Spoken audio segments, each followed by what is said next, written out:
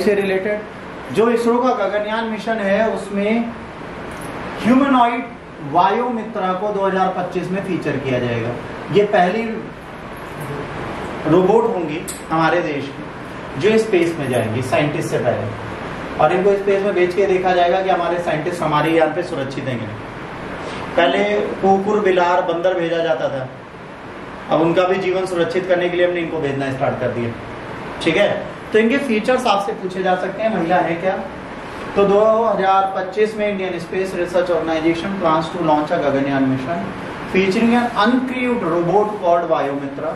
This robot known for half humanoid is designed to help with the task in image. Space में ये जो space के task होंगे उसमें मदद करेगा। What are humanoids? Half humanoids are the robots that look और move somewhat like human. वायु ह्यूमनॉइड्स का मतलब क्या है? ह्यूमन प्लस एंड्रॉइड, ह्यूमन जैसा दिखने वाला रोबोट ये बनाया जाएगा जो पुरुषों जैसा, मतलब मानव जाति जैसा दिखेगा। Vyommitra has arm, face, neck that can move. उसके हाथ मोड़ सकते हैं, उसका गर्दन मोड़ सकता है, उसका चेहरा।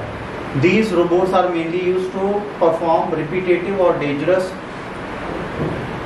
Task in space. जो खतरनाक और जो बार बार करने वाला काम है वो करेंगे ताकि एस्ट्रोनॉट्स उससे प्रोटेक्ट रहें और वो अपने साइंटिफिक वर्क्स को करें।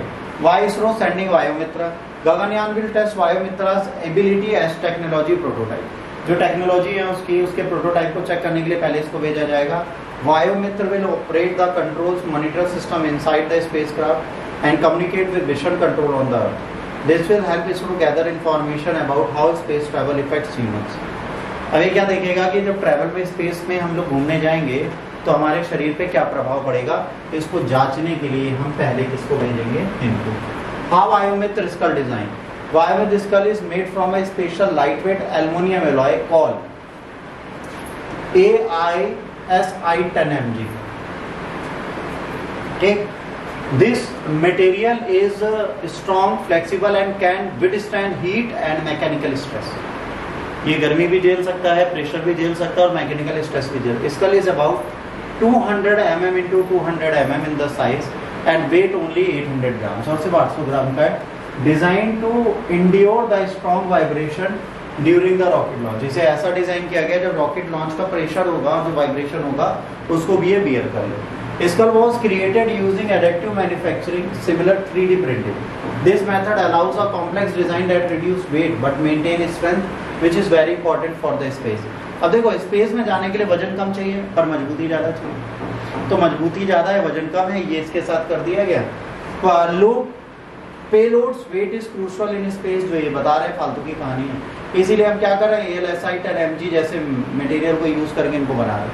इसके बाद इसरो के बारे में याद रखना, 1975 में पहला मिशन आर्यभट्ट लॉन्च किया, तब से आज तक ये तू कर ले मैदान फतेह वाला गाना इनके लिए सूट होता है। हर जगह झंडे गाड़ रहे हैं अपनी सफलता के, और हमको उम्मीद है गगनयान में भी ये झपरता डालेंगे और वायुमित्रा साहब पहुंचेंगी और पहुंच के वहाँ से आएंगे और सक्सेसफुली वापस इंडिया में लॉन्च करके वापस टेक ऑफ करके फिर से लैंड कर जाएंगे। और जब ये कर जाएंगे तो उसके बाद ह्यूमन जाएंगे, और ह्यूमन जाएंगे तब कोई मैकेनिकल एरर नहीं हुई तो वो भी हेल्दी एटमॉस्फेयर में वापस आ जाएंगे। जैसे आप समझिए नासा इतना बड़ा ऑर्गेनाइजेशन है, वर्ल्ड का है। नासा अपने एस्ट्रोनॉट को इंडिया वापस धरती पर वापस नहीं ला पा रहा 160 किलोमीटर ऊपर। तो अगर एक टेक्निकल एरर हुई बेटा तो 160 किलोमीटर नीचे आना भी नामुमकिन हो जाए। आपको सब दिख रहा है नीचे क्या हो, बट आप अपनी धरती पर ही अपने घर भी नहीं जा सकते। तो जब वक्त बुरा होता है तो बड़े बड़े स्पेस एजेंसी जीरो पे आ जाती हैं। ये तो बड़ी एजेंसी है।